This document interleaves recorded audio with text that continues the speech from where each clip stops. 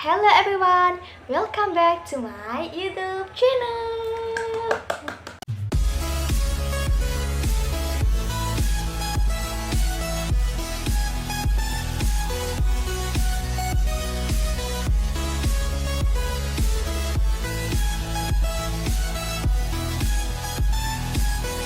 Nah, today there will be some discussion which is certainly interesting.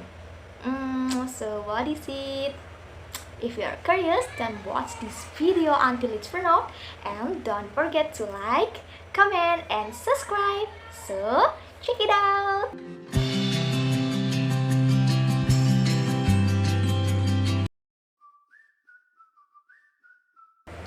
Nah, tahu nggak sih guys, jadi akhir-akhir ini tuh masih ada beredar foto maupun video itu tuh menggambarkan situasi kondisinya para tenaga kesehatan.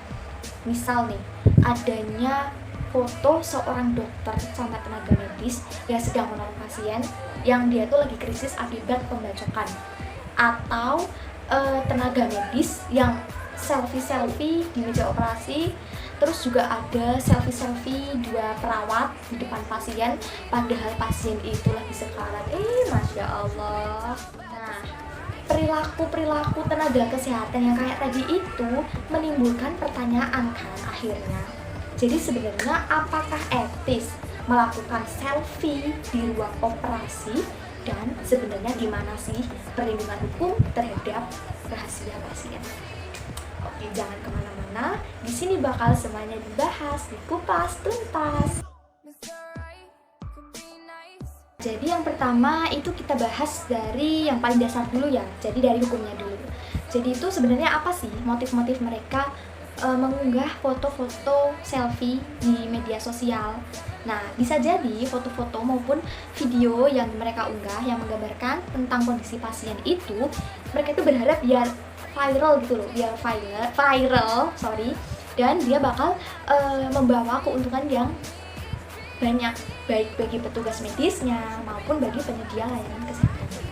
Padahal kalau kita melihat di dunia kedokteran itu terdapat dua penerapan aturan hukum yang mempunyai kekuatan yang sama dalam bentuk perundang-undangan, yaitu yang pertama ada Undang-Undang Nomor 23 1992 tentang Kesehatan dan Undang-Undang Nomor 8 tahun 99 tentang Perlindungan Konsumen.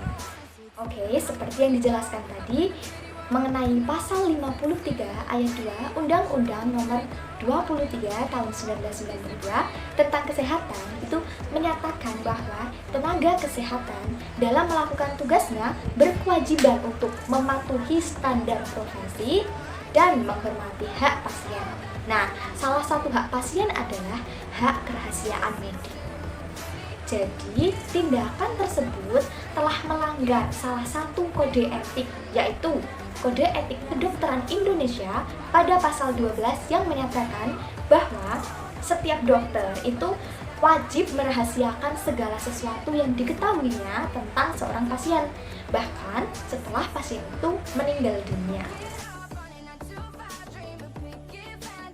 Selain dasar dari hukum tadi, tindakan tersebut juga menyalahi aturan privasi pasien itu sendiri.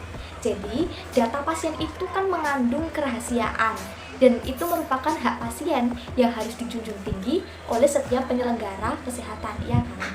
Jadi, terdapat beberapa ketentuan perundang-undangan yang mengatur mengenai hal ini. Yang salah satunya itu pasal 32 Undang-Undang Nomor 44 tentang rumah sakit yang mengatakan bahwa hak pasien untuk mendapatkan privasi dan kerahasiaan penyakit yang diderita termasuk data-data medisnya. Maka, jika menyimak apa yang tadi dilakukan oleh tenaga kesehatan itu, yang tadi selfie-selfie di meja operasi, yang tadi selfie-selfie pas pasiennya lagi sekarat, dan lain-lain, itu merupakan salah satu bentuk tindakan yang membuka rahasia kedokteran dan merupakan pelanggaran hak pasien atas informasi medik dan rahasia. Jadi, selfie kayak gitu itu kan bisa mengganggu pasien, ya nggak sih? Jadi pasien yang sakit itu dia bisa terganggu, dia bisa merasa haknya itu, hak privasinya itu terbuka, dan pasien itu juga sebenarnya dia nggak boleh berada dalam situasi yang mereka itu harus mengorbankan privasinya mereka demi keuntungan tenaga kesehatan. Nah, gimana guys? Jadi udah cukup paham lah ya apa itu, seperti apa pelanggaran-pelanggaran tenaga kesehatan yang dilakukan di baik di rumah sakit atau di puskesmas atau di mana. Nah, sebenarnya undang-undang itu telah mengatur hak pasien dan kewajiban tenaga kesehatan. Jadi kalau selfie-selfie tanpa izin pasien itu dinyatakan sebagai tindakan yang sangat tidak beretika dan bisa juga dikenai hukuman karena melakukan hal ini. Karena kewajiban seorang tenaga kesehatan itu kan untuk selalu menjaga privasinya pasien. Jadi dia harus menyadari masalah ini supaya dia tidak melanggar lagi hak pasien. Nah, solusinya ialah hubungan antar tenaga kesehatan itu sama pasien harus dibangun berdasarkan integritas dan rasa percaya. Wah. Nah, tenaga kesehatan itu diharapkan dia bisa menjaga sikapnya agar tidak melanggar kode etik dan peraturan yang berlaku, serta tidak merugikan pasiennya. Wah guys, kayaknya udah cukup sih ya. Udah panjang banget kayaknya durasinya. Nah, ini semoga bisa dijadikan pelajaran, bisa diambil manfaatnya.